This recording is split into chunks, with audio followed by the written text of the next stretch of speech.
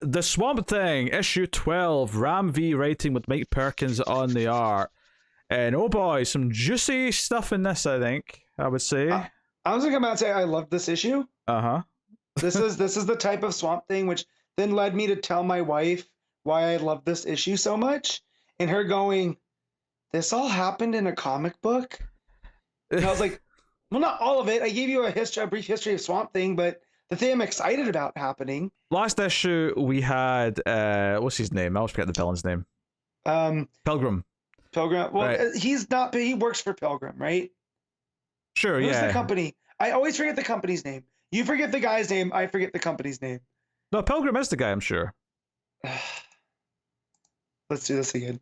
I did remember it was the Pale Wanderer. Yeah, Pale Wanderer, yeah, that's fine, but it's Prescott Industries and it's Mr. Pilgrim, right? There you go. The guy is Pilgrim, right? I was right. There you go. Yeah. Anyway, so Mr. Pilgrim, he of course had an operation last issue with the Pale Wanderer bonded with him.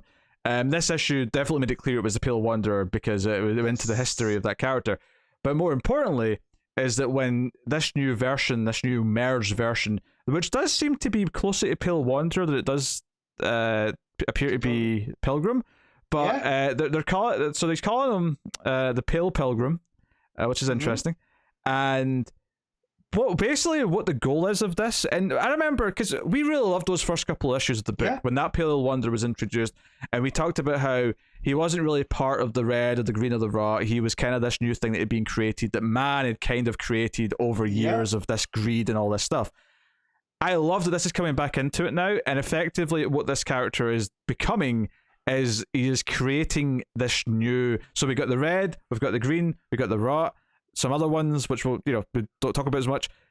He is effectively going to or not even create. It's kind of happening naturally because the world has had this for so long now, but that he is going to advance and kind of nurture industry as the next pillar, the next parliament. The Parliament of Gears, I think he called it at one point. And that's when I went, oh man, okay. So, and what Ram V is saying here too, just with the ideas, because we all know that he loves to play with the ideas becoming manifest in reality, and that the Pale Wanderer started off in the desert because it was the spirit of enterprise, right, in these prospectors, and that greed would never be satiated, so it created the Pale Wanderer because it's always going to want more, and you're never going to be able. And that feeling comes from industrialization. And the idea of that merging with someone from a evil corporation, that all just links up wonderfully. Right, and how that fits in with the ethos of Swamp Thing and wanting to defend the earth and keep it pure. And how this guy doesn't care about any of that. It just, oh man, it's so good. Yeah, I do love this idea that, if you go back to the dawn of time, back to the Stone Age, whatever, it is just the red, the green, the rot. It's simple. It's just those three things. But over time, the ideas that we have brought and that have become so strong and that have dominated, because he even says it at one point in his big speech at the start, is the industry has shaped the world and everything that we have in this planet, and to the point where it's kind of hurting the planet a lot, right, in the real world, literally, is industry, right? And obviously a lot of good things have come from industry, but there's a lot of pollution, there's a lot of other things, there's greed, there's a lot of and there's the corporate system. And this is where I got talking to my wife about this, is just in Snyder's Swamp Thing, right, we got the vibe that the red, the green, and the rot are all meant to be equal, right? But occasionally one gets a little bit too I'm just going to run this. And that's how we get Anton Arcane corrupting the rot, and that you need Abby to balance that back out. Or sometimes the green decides and then you get a rogue Swamp Thing. And I feel like here, the Pale Pilgrim is this, one of these parliaments getting out of control and being corrupted. Because again, good things can come from industrialization if there's balance and there's give and there's take, just like with the rot. Which right? It's interesting, because does that mean that the ultimate end of this story is that you can't get rid of the industry, part of this? you have to keep it, but it has to then be in balance with the other three and the whatever else. Because the end of the issue, I think, is also hinting at another new thing. Right. So we'll get to that. Right. But and that's when Holland, Tefe, shows up and she's talking about how she had to learn that the green had learned through her, and the reason she exists is that they learned you have to work with humanity because humanity is more powerful than they realize. oh yeah, because there's been times when the green has went a bit, Old Testament says we need to wipe out the humans, they ruin everything. Well, and that's when it makes me think back to the stuff in the green with Ivy versus where we had the Queen Ivy kind of more militant one, and then the other Ivy, I forget what they called her, who was the more innocent one, and just like how Poison Ivy wants to constantly, it was Poison Ivy and just Ivy, I think, but anyway, how that's that idea of the green wanting to wipe everything out Old Testament style, and that there's a balance there. She has to have both. And so with Tefe here being like, yes, I mean, no one's exactly good and bad. It's how they're being used. Because you even look at Levi and Jacob, is that Jacob was like the personification of the rage of the green, whereas, Levi was more being controlled by the green, versus using, and there's just layers upon layers to this story.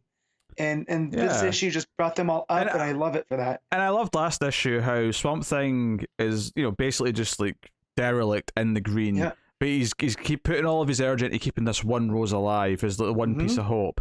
And then when Tefe and Jennifer find him, and she's like, "You're sort of lingering on this rose, but I've turned it into this desert rose, which it can survive on its own." Rose. A Jericho rose, sorry, yeah. Yep. Which can survive on its own for a long time, and because you have to hope and trust that it will come back on its own. The idea that your brother will come back around on his own, you can't necessarily force it. Right. So there's some really nice ideas, but she gives him this great speech about how the world needs Swamp Thing and needs the green, and he needs to be out there helping and protecting. And we get this sort of rebirth moment. You get struck by green lightning effectively in the green, and it's all very big. And this is the thing: it's the stuff with the villain that I think's the perfect stuff in this issue. This stuff is great. This is the lesser part of the issue, and it's really good. Like this is all good and stuff, but it was what he was using to say with the Pale Wanderer, and then even what that means with Levi, because Levi is also a man of two worlds. Is that Levi was working for Prescott, and he was meant to use that connection to his dad to allow them to destroy, all of that stuff. So again, this is not Prescott's first, attempt at this, and now it's like they've risen to like Luther levels of corruption. Yeah, and by then creating this creature. And then we follow up Jack Hawksmoor, the guy that was introduced to last issue that I'd never heard of before. Yeah. But he's got he's got the metal feet. He's connected to metal. He's connected to. He talks to cities, because I remember me and Connor having this talk. Yeah. So and he's talking to Detroit, which world famous for being a city that is, actively dying. Like people are constantly fleeing Detroit. Yeah, but it's also referred to as like the Motor City. It's seen as an industrial city, right? So the conjuring the image of factories, of gears, of things like that. Like and the reason why Detroit is dying is because that industry left, right? And so it's left like this husk there. Well, yeah. The context in the scene itself is that he effectively starts to see like the remnants of like the homeless or whoever who have been consumed into almost the Tetsuo-like Iron Man. So in the same way that sometimes with the Green and Swamp Thing, we'll find people like sort of covered in vines and they're in like grass and like natural looking things like that. Here it's a lot more of like a cyber techno horror kind of thing where they've got like bits of metal sticking to like half a face and there's gears and springs and it's all this like techno cyber horror, which I love visuals like this. But to me, like part of this is the idea that the Pale Wanderer, or sorry, the Pale Pilgrim now, I should say. The fact that he is now like sort of like growing industry, it kind of felt like to me that the reason why this city's starting to kind of spark life and like sort of like start to show its horrors and speak to this Jack guy is because of what Pale Pilgrim's awakening and stuff. So I felt this was connected to that in some sort of No, yeah, I know, I did way. too, and that's why I said like that's a city where industry was where it once thrived. Yeah. Right. And now when it left this husk that's now being reanimated in a grotesque way, and it's out of balance. And just Hawksmoor's like Perkins' art on this was top notch. Hawksmoor's reaction to the like half human, half metal, just like massive stuff is so good. Oh yeah, because there's a sense of horror. Oh, it's horrific. Yeah, I mean, I always think there's a good bit of horror in any good Swamp Thing story, just because of the type of visuals you're dealing with, regardless if it's the green, the red, the rot, the the industry, whatever. So obviously Levi comes out of the green. We get a montage where he does tell Jennifer he loves her, and they have sex. They have this romantic night, and he senses that something's going on. And Hawksmoor's, similar kind of thing. He ends up, Swamp Thing comes to him, or he goes to Swamp Thing whilst he's been attacked. So it's kind of like finally these two are going to, they're finally coming together, and we don't really get much of the conversation. They just kind of come together towards the end of the issue. But then there's kind of a little epilogue scene, which is especially notable to me, because it's just like, oh, we're in New Mexico, it's 1945, and I'm like, oh, what's notable about New Mexico in 1945? And you see a mushroom cloud, and you see these sparks of light. It almost looks like Christmas lights in the dark, right? Just these floating sparks of light. And it talks about how, like, this sort of like it's this narration that's third person, but like a lot of narration in Swamp Thing, it's intentionally bodiless. It's not from someone. It's almost like a, something. Yeah. So it's just someone's telling us this. But it starts talking about this is when she was born. The idea that the first nuclear explosion created something new. Yeah, you see these like sparks of light kind of forming into like a body. And the final page, she calls herself Trinity, and she's like, it's kind of this green, almost like she's made of radioactive sparkle. She's made of radioactive glass because I researched this. Oh, go on then. So White Sands is in Alamogordo. It was a missile range. It's where they tested the first atomic bomb. Okay. Code name Trinity. So when it went off, because of the heat and the pressure and the amount size of the bomb, it created colored glass in the desert from the White Sands that became known as a substance called Trinitite that was slightly radioactive, but not enough to make people sick. So people started collecting it. So under 3.6 rotogens then. I would guess if I've seen Chernobyl, that would make sense to me. But the U.S. government didn't want people there trying to collect atomic souvenirs because that area is so highly radioactive and you can't spend too much time there. That they bulldozed all of it, and it's still there, but it's just under several I would say at this point 100 feet of dirt, and it's just not worth getting.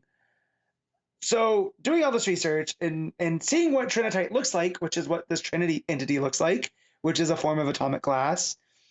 Atomic glass, what a phrase. Yeah, right?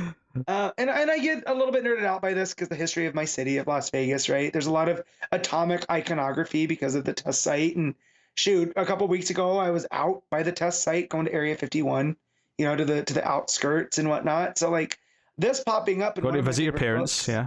Yeah, to visit them. But this showing up in one of my favorite books at this time, sometimes it's just one of these weird coincidental, just like I'm reading this at a time for a reason, and then just that she calls herself Trinity, I was like, okay, well, what's the significance there? Oh, the first atomic bomb. Well, this is all neat, right? This is all neat. Like, okay, this is why they named it this. This is why, right?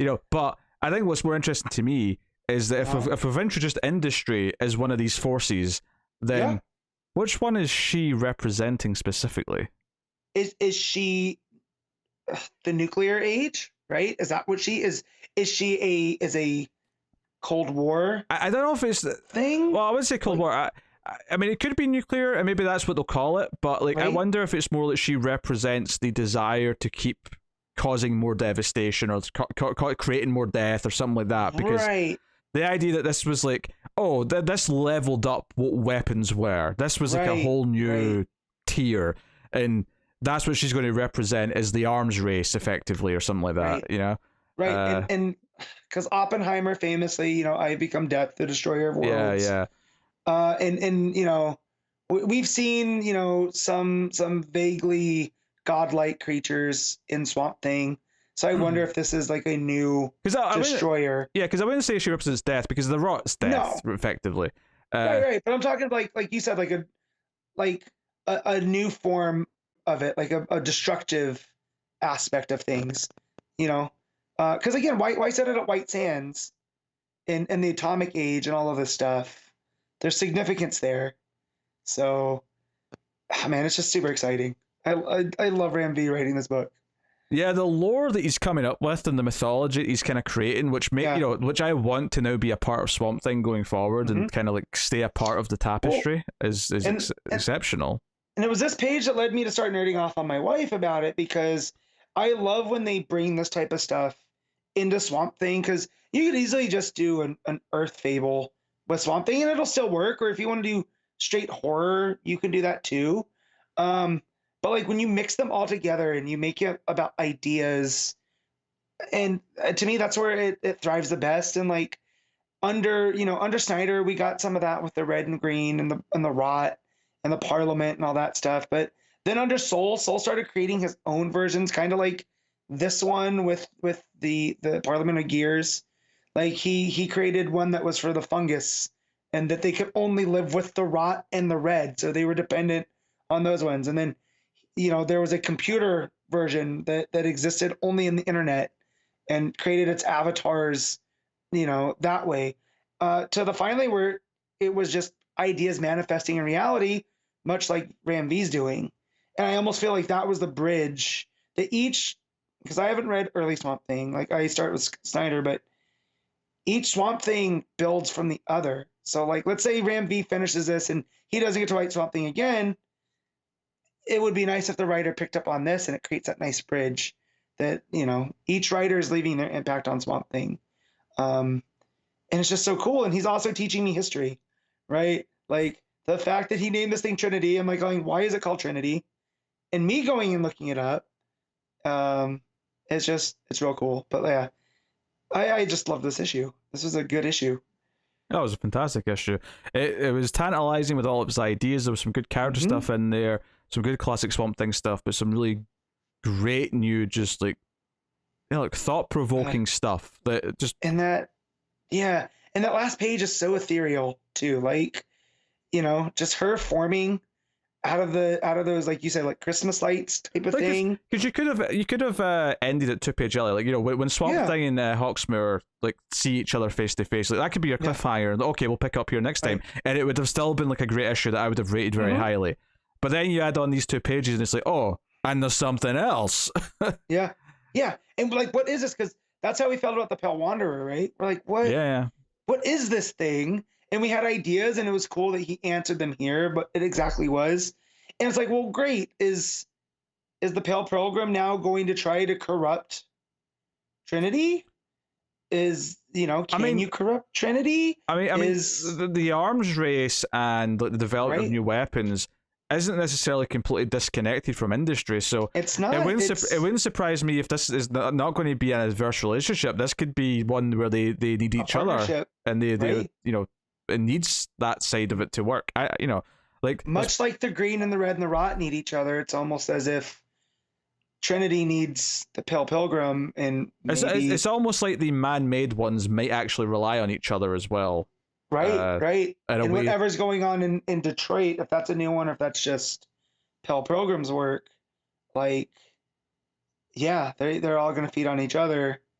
They're not feed on each other, but you know what I mean? Like, feed off of each other and work in harmony. But because, before Eisenhower left power, he tried to warn people of the military industrial complex. And, he came from that. He was a general. He saw firsthand the horrors of this stuff. And it seems to be people that don't see that are the ones that want to wield it. And I wonder if that's going to come into play as well. Yeah. right? Like the people that helped create the atomic bomb weren't the ones that said to go use it. Yeah, and I think that So part of that's already there because you got Pilgrim yeah. himself. He didn't understand Mhm. what he was meddling in, and now he's No. this, avatar for industry. It's Right. like who knows what this will rot.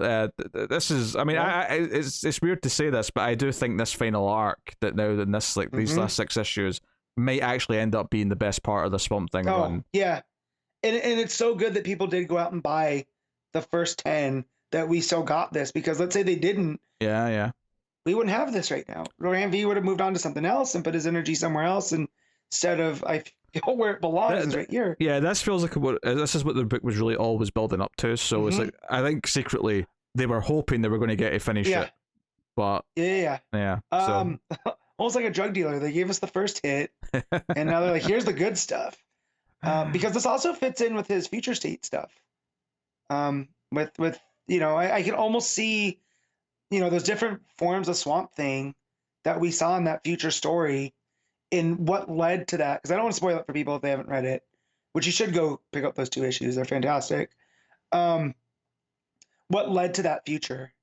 And I what don't this think they're as ends good with. as the main book, for the record. I thought No, they're still very enjoyable, I think. that, yeah. Especially knowing where the book's going, and where since we read those 2 issues. I think there's a lot of where, kind of like we said with the Philip Kennedy Johnson Superman stuff with Warworld, there's a lot of seeds there for where this was going to go. And yeah, also Pharaonic Man, Woodrew.